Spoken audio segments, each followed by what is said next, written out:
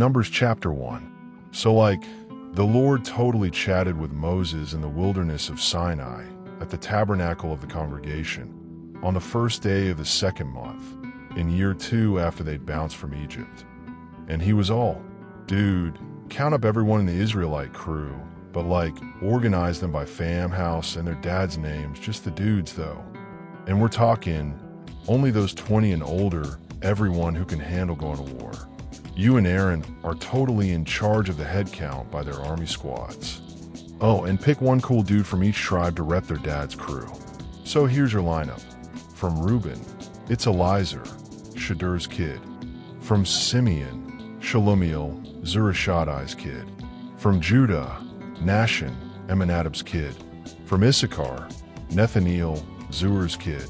From Zebulun, Eliab, Helen's kid. And Joseph's tribe splits. Ephraim gets Elishama, Ammihud's kid. Manasseh gets Gamaliel, Pedassur's kid. Benjamin sends Abidan, Gideoni's kid. Dan's got Ahiezer, Ammishaddai's kid. Asher brings Pagiel, Ochran's kid. Gad's dude is Eliasaph, Duel's kid. Naphtali's totally repped by Ahira, Anan's kid. These dudes were like the total big deal crew. Princes of their tribes, head honchos over thousands of Israelites. Moses and Aaron were like, all right, bros, let's gather these legendary guys. So they rallied the entire crew together on the first day of month 2, and everyone spilled their fam trees, tracing through their dads and listing all the names. Every dude 20 and older, ready to shred in battle. Just like God totally told Moses, they did the counting out in the wilderness of Sinai. Reuben's kids, Israel's oldest son, were counted up by their fam squads and dads' houses. Every dude 20 and older, warriors ready to rock. And the tribe of Reuben came out of 46,500 brothers, pretty rad numbers, right? Simeon's tribe got counted next, also by fam and dads' houses. Every guy 20 and up, battle ready. And Simeon had 59,300 dudes. Seriously impressive turnout. Then it was Gad's turn, again by their family trees, houses, and dad's lineups. Guys 20 and up, ready to throw down, and Gad's tribe had about 45,650 bros ready to shred. Totally gnarly crew. So Judah's crew was all counted by their fam squads and dad's houses. Every dude 20 and up who could totally shred in battle. And Judah's tribe had 74,600 epic warriors. Pretty awesome turnout, right? Next up was Issachar, all sorted out by fams, generations, and their dads' lineups. Again, just the battle-ready dudes. And Issachar's tribe had 54,400 bros ready to ride the wave of war. Totally impressive, man. Then Zebulun's dudes stepped up, all counted by their families, dads, and generations. Again, 20 and up, battle certified, and they had about 57,400 gnarly fighters ready to rock it out. Totally sweet numbers. Joseph's tribe split into 2. First, Ephraim's crew, listed out by fam, dads, and all that good stuff. Every bro 20 and older who was battle ready. And Ephraim's dudes numbered 40,500. Such a solid group. Then Manasseh's crew got counted, again by fam, dads, and all, 20 and older, totally ready for action. And they had around 32,200 Radiant's warriors. Not too shabby. Benjamin's dudes were next, counted by fams, dads, and generations. Bros 20 and up, primed for the showdown. Benjamin's tribe had 35,400 warriors. Super legit, dude. Then Dan's tribe stepped up for their count, sorted by their family lineups and dad's houses. 20 and older, totally battle approved. And Dan's bros came out at 62,700. Such a huge crew, man. Asher's peeps were next, counted by fams, generations, and dad's houses. Every guy 20 and older, ready to shred. And Asher had 41,500 warriors. Pretty chill numbers. Naphtali's turn came, and they got tallied by fam, dads, and all that. Every bro from 20 years and up, battle ready. Naphtali rocked about 53,400 epic fighters. So rad, dude. These were all the numbers Moses and Aaron counted with the 12 legendary princes of Israel, each repping their own fam squad. So yeah, all these were the Israelite bros counted by their dads' houses. Every warrior 20 and older who was totally ready to throw down. And the grand total was 603,550 epic dudes ready for battle. Whoa, mega numbers, right? But FYI, the Levites weren't counted with these bros. They had their own special thing going on. Totally unique. Cause like, the Lord totally told Moses, saying, dude, whatever you do, don't count Levi's tribe with the other Israelite bros, okay? They're like special. But the Levites are totally going to be in charge of the tabernacle of testimony, all the gear, and every single thing that goes with it. They'll carry it around, handle the sacred stuff, and totally set up camp all around it. And like, whenever it's time to move the tabernacle, Levites got to take it down. And when it's time to settle in again, they're the ones who got to set it up. Oh, and any random dude who gets too close, sorry, but he's toast.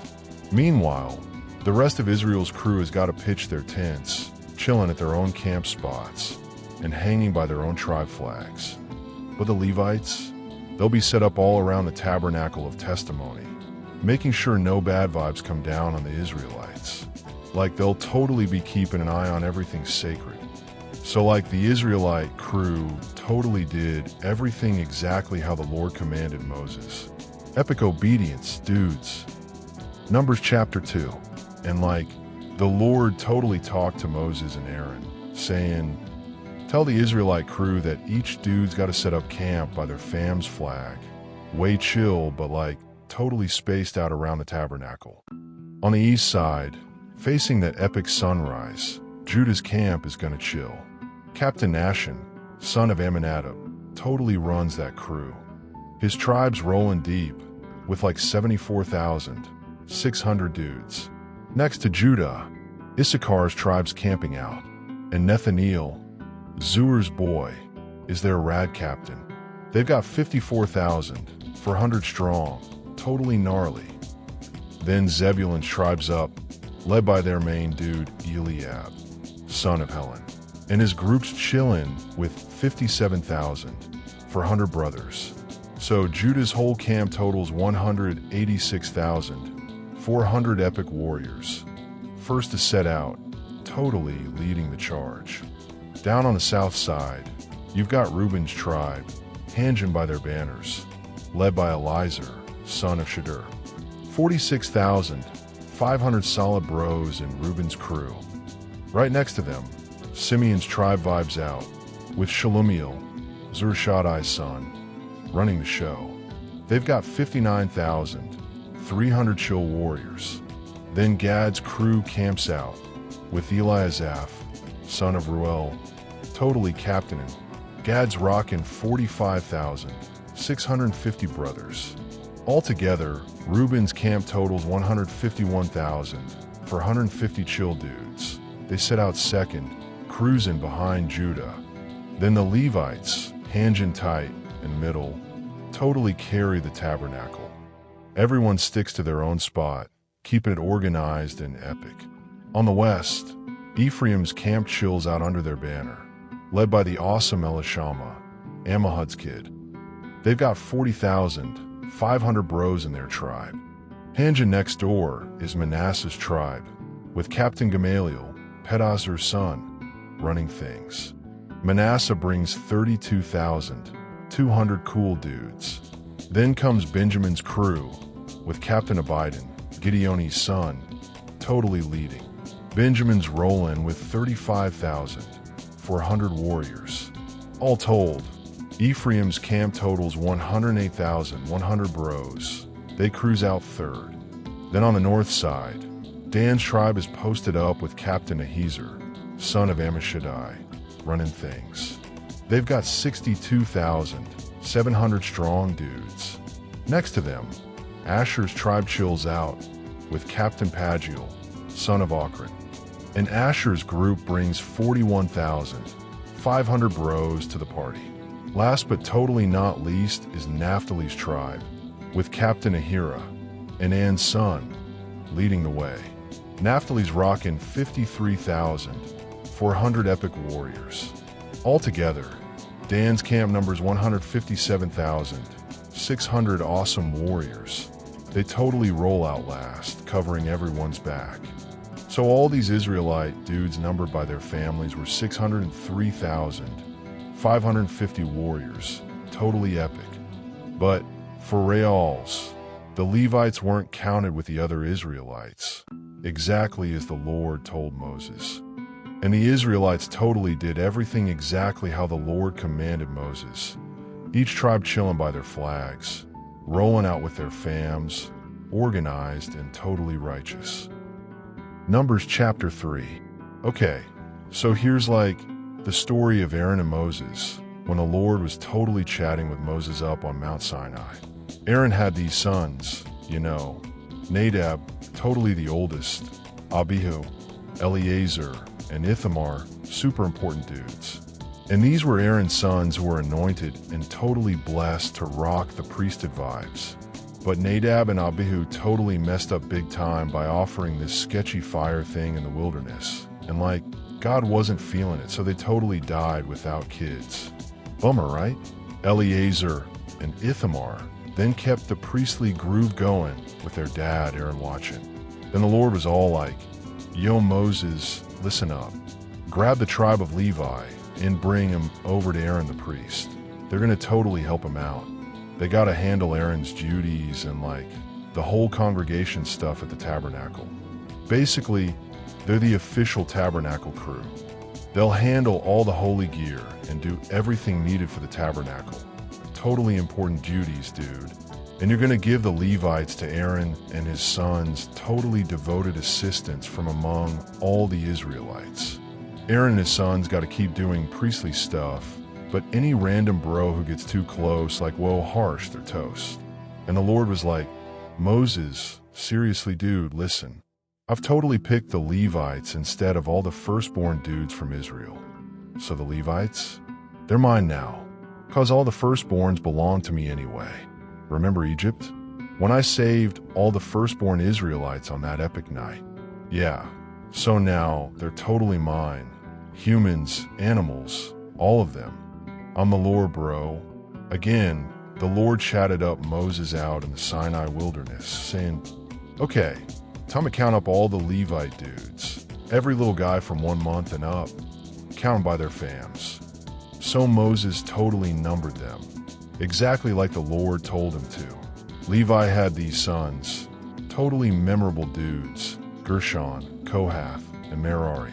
And Gershon's boys were Libni and Shimei. Way chill fam. Kohath's crew were Amram, Izhar, Hebron, and Uzziel. Totally rad group. And Merari's family were Mali and Mushi. Super cool names, right? These are the Levite families, all organized by their dads. Gershon's fam made up the Libnite crew and the Shermite crew. Those dudes were called Gershonites. All counted.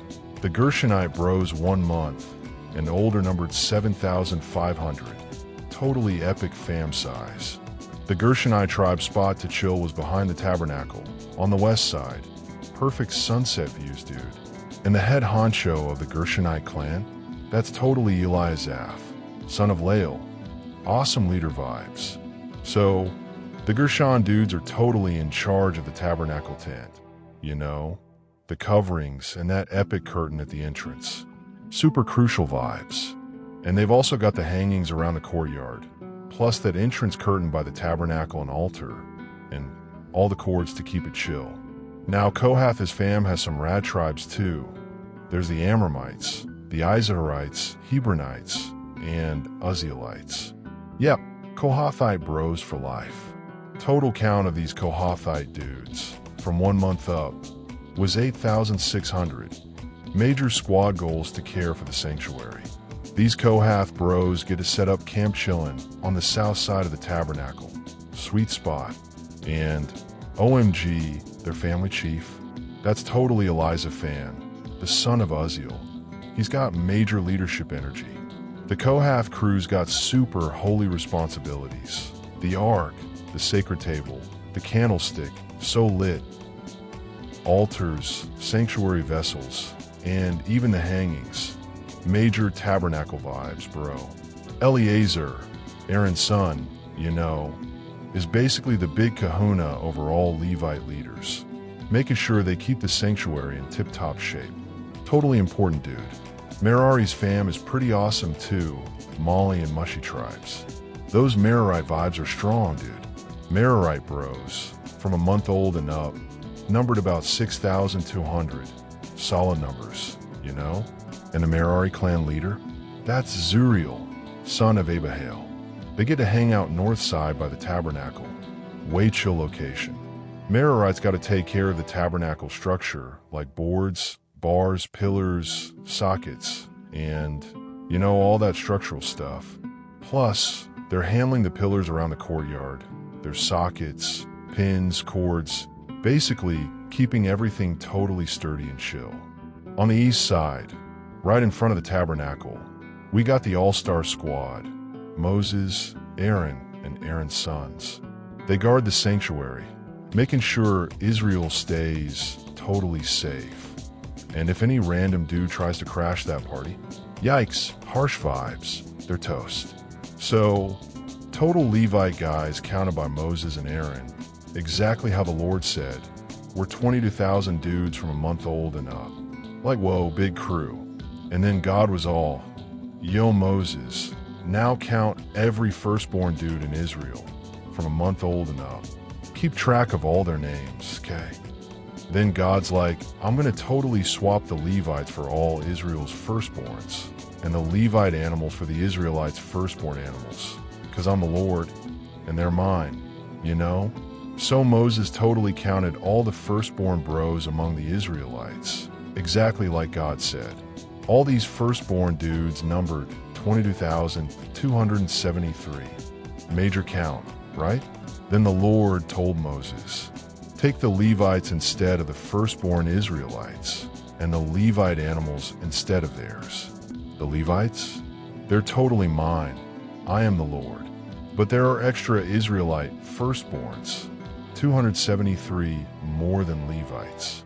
Those extra dudes gotta be redeemed. So take 5 shekels for each extra dude. Use the sanctuary shekel, 20 gerahs, and give that redemption money from the extra bros to Aaron and his sons. So Moses took the redemption money from those extra firstborn dudes beyond the Levites. He collected 1,365 shekels, using that official sanctuary shekel. Moses then handed over all that redemption cash to Aaron and his sons, exactly how God told him to. Totally followed through. Major obedience vibes. Numbers chapter 4. So the Lord totally spoke to Moses and Aaron and was all, yo dudes, it's time to count up all the Kohath bros from the Levi fam. Group them by their family trees, Grab every dude who's between 30 and 50. Those are your go-to guys for working in the tabernacle. Totally sacred gig, man. And this is specifically what the Kohath dudes gotta do in the tabernacle. Handling all the ultra-holy stuff. Epic responsibilities, for real. So when the whole camp's about to bounce, Aaron and his sons gotta cruise in first and carefully take down that covering veil and wrap it around the Ark of Testimony. Majorly careful vibes, dudes. Then they gotta cover that ark with badger skins and top it off with this awesome blue cloth, then slide into carrying poles. Super sacred surfboards, if you ask me. Oh, and the table with the showbread? Spread a sweet blue cloth over it and stack the dishes, spoons, bowls, and covers. Plus keep the special bread totally on top, dude. Throw another scarlet cloth over all that and wrap it up in badger skins again. Then slip in those poles. Safety first, holy bros. Take a rad blue cloth and cover the candlestick. The one with all those lamps and the tongs, snuff dishes, and oil containers. Gotta keep it all chill and holy, right? Then bundle it all up again in some sturdy badger skins and pop it on a carrying bar. Easy traveling vibes. For the golden altar, spread out another blue cloth, then wrap it up snug with badger skins and slide in those carrying poles. Totally covered. Then scoop up all those little sanctuary tools, wrap them in blue cloth, bundle them in badger skins, and throw them onto a carrying bar. Neat and tidy, my dudes. And dudes, clear off those ashes from the altar. Then lay down a purple cloth, royal vibes, you know? Then place all the altar gear, the censers, flesh hooks, shovels, basins. On it, cover it all again with badger skins, and slip in those poles. All set to roll, bros. Once Aaron and his crew are totally done covering up the sanctuary stuff, the Kohath dudes can carry it. But whoa, do not touch the holy items directly, or that's majorly dangerous. Serious divine warning vibes. Eleazar, Aaron's son, has this super important gig. He's got to handle all the oil for lighting, the sweet incense, daily offerings, the anointing oil, plus oversee literally everything in the tabernacle. Major responsibility alert. And the Lord spoke again to Moses and Aaron.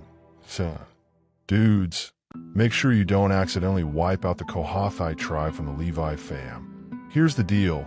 So they totally don't die when they approach the super holy stuff. Aaron and his sons have to assign each Kohath bro exactly what he's supposed to do and carry.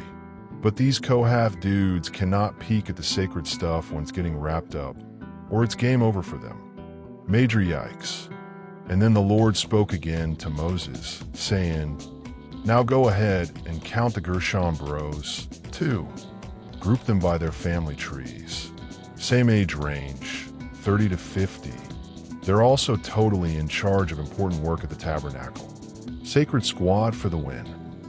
So here's the deal with the Gershonite crew. They've got this totally sacred gig of carrying stuff and helping out in the tabernacle, you know? They're responsible for the tabernacle curtains, the main tent, its fancy covering, the super durable badger skin cover, and, oh yeah, the big curtain at the entrance too. Right? Plus, they've got the courtyard curtains, the gate hangings, all those cords, and literally all the gear needed to keep things looking totally awesome around the altar. Gotta keep those vibes immaculate, dude. Aaron and his sons totally call the shots for these Gershon brothers. Like, they're the ones to tell him exactly what to carry and what to do, keeping everything perfectly chill and organized. All the Gershonite dudes' duties in the tabernacle are supervised by Ithamar, Aaron's son. Talk about major responsibility vibes. Now, let's count the Merari fam by their houses group and by their dads' names. From ages 30 up to 50, that's the sweet spot. These dudes totally get called up to help out with tabernacle tasks, like serious holy work vibes. Their gig? They've got the heavy-duty stuff, the boards, bars, pillars, and sockets of the tabernacle. Basically, they're like the official holy construction crew. Oh, and they're also in charge of the pillars around the court, their bases, pegs, cords, plus all the tools needed for that stuff. Every single tool gets named and accounted for. Talk about attention to detail, dude. These Merari dudes handle all their tabernacle work under Ithamar, Aaron's son, who's supervising their holy hustle. Legit teamwork right there. So Moses, Aaron, and the leaders of the congregation totally started counting the Kohathite dudes, family by family, organized by their dads' houses. Every bro between 30 and 50, the dudes in their prime, stepping up to serve in the holy tent. And the total for the Kohathite crew? 2,750 strong. Whoa, solid turnout, dudes. So these Kohathite bros were officially counted by Moses and Aaron, exactly as the Lord said to Moses, like divine instructions totally followed. Next up, Moses and Aaron counted all the Gershonite bros, organized by their family trees, house by house. Again, ages 30 to 50, all the dudes stepping up to serve the holy tabernacle. And the Gershonite count came in at 2,630. Epic, my dudes. These Gershon dudes were also officially counted by Moses and Aaron, totally following God's specific command. Super holy organization vibes. Then Moses and Aaron moved on to the Merari families, counting them up tribe style, according to their dads' households. Counting again all the brothers from 30 to 50, stepping into service to handle all that tabernacle work. And their numbers rocked at 3,200. Impressive turnout, dudes. Yep, Moses and Aaron tallied up the Merari dudes exactly like the Lord said, keeping it totally legit and holy. So, the grand total for the Levites, all those Moses, Aaron, and the Israelite chiefs counted, by families organized by their dad's houses. Every dude from 30 up to 50 who came to serve and carry stuff for the tabernacle's sacred duties came out to a sweet 8,580 brothers. Talk about a holy crew. And, dude, Moses totally did all this counting exactly the way the Lord instructed. Everyone had their own gig and responsibility, just as God commanded. Like divine order at its best. Numbers chapter 5. So the Lord was like, "Yo, Moses, listen up. Tell the Israelites they gotta totally send out of the camp anyone who's got leprosy, funky issues, or anyone who's like touched a dead body, or whatever, so uncool. Yeah, both dudes and Dedet's gotta peace out of the camp, so they don't make the place all sketchy, especially since I'm hanging out right there with y'all." So the Israelites were like, "Got it," and totally did what the Lord told Moses. They cleared out the camp. No joke. Then the Lord was all, "Hey Moses, got something else for you. Tell the Israelites, when someone totally messes up and does something shady against me, and they're guilty, they gotta own up and confess their gnarly mistake. Plus, they gotta make it right by paying back everything and adding like a bonus fifth on top, handing it over to whoever they wronged. But if there's no family member to pay back, then the priest gets the goods, along with that atonement ram to make things chill again. Oh, and FYI, any holy gifts the Israelites bring to the priest totally belong to him. Like, whatever rad gift someone dedicates to the priest, they're fully his. Cool beans." Then the Lord was like, "Yo, Moses, here's another thing. Tell the Israelites, if some dude's wife goes astray and gets sketchy behind his back, like if she secretly hooks up with another guy and nobody saw, so it's all hush-hush and no one can prove it, and if her husband gets all suspicious and jealous whether she cheated or not, then the dude's got to bring his wife to the priest, and he's got to bring along an offering, a tenth of an ephah of barley meal, but no oil or sweet incense or anything, because this offering's all about jealousy and remembering bad vibes. Then the priest brings her close, right before the Lord. And the priest grabs some holy water in a pottery jar and mixes in a little dust from the tabernacle floor. So it's like a gnarly, bitter potion.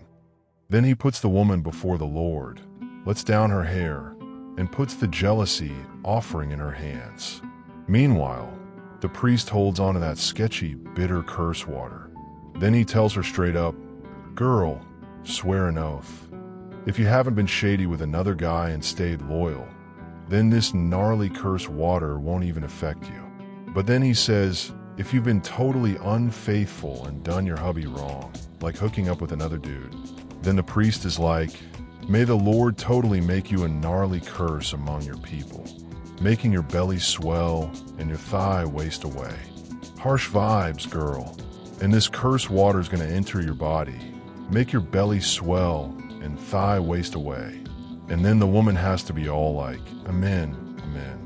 Next, the priest writes down these curses, then washes them off into the bitter water, like making it official. Then he makes her drink this sketchy water, and it'll taste super gnarly, trust me. After that, the priest takes the jealousy offering from her, waves it before the Lord, and totally burns it on the altar. The priest then grabs a handful of that offering, burns it up, and afterward makes her drink the cursed water. If she's been sketchy and cheated on her husband, that water's going to totally cause her belly to swell and thigh to waste away. She'll be a walking curse story for everyone. But if she's totally innocent, no worries. She'll be free and even able to have kids, totally blessed. So yeah, this is basically the jealousy rule. Whenever a wife gets sketchy with another dude, or when a dude gets suspicious about his wife, he'll bring her before the Lord. and the priest will handle everything according to these instructions. Then the guy's totally clear of any guilt, but the shady lady, she's got to deal with the consequences. For real. Numbers chapter 6.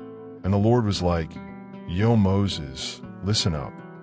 Tell the Israelites that whenever a dude or dedet decides to go full Nazarite, making a special vow to get totally close to me, they got to stay away from wine, strong drinks, and even grape vinegar, like nothing grape related at all. Not even juicy grapes or raisins. For real, no grape stuff at all, from the seeds to the skins, during their entire Nazarite vibe. Also, they don't let their hair get totally long and flowy. No razors at all, because they're all holy and set apart for me until the vow ends. Plus, while they're vibing as a Nazarite, they gotta stay far away from dead bodies, like not cool to touch. Not even if their mom, dad, bro, or sis kicks it, they can't touch them, because their holy vibe is all about me. As long as they're a Nazarite, they're totally holy and dedicated. But dude, if someone drops dead right next to them suddenly and totally ruins their holy groove, then on the 7th day, they gotta shave off their hair to reset their holiness. On the 8th day, they gotta cruise over to the tabernacle entrance and hook up the priest with 2 turtle doves, or 2 young pigeons. Then the priest will offer one bird as a sin offering and the other as a burnt offering, making things chill again after that dead body incident. Then their head gets blessed again. After that, they'll reboot their Nazarite vow to the Lord, bringing along a 1-year-old lamb as a guilt offering. But their previous holy days, yeah, those days totally don't count anymore. Now, when their Nazarite days are done, they gotta come chill at the entrance of the tabernacle. And they'll give me their offerings: a flawless 1-year-old dude lamb for a burnt offering, a flawless 1-year-old girl lamb for a sin offering, and a flawless ram as a peace offering. Oh, and don't forget a basket of tasty unleavened bread, yummy fine flour cakes mixed with oil, unleavened wafers brushed with oil, and of course their grain and drink offerings. Then the priest brings everything before me and does his priestly thing with the sin and burnt offerings. He'll offer up the ram for a rad peace offering, along with the unleavened bread basket. Plus, he'll hook me up with the grain and drink offerings too. Then, the Nazarites gotta shave their holy locks at the tabernacle entrance and toss the hair into the fire under the peace offering. Talk about dramatic. Then the priest grabs the cooked shoulder of the ram, 1 unleavened cake, and 1 unleavened wafer, and places them right into the Nazarite's hands after their haircut. And the priest totally waves these things as a wave offering before me.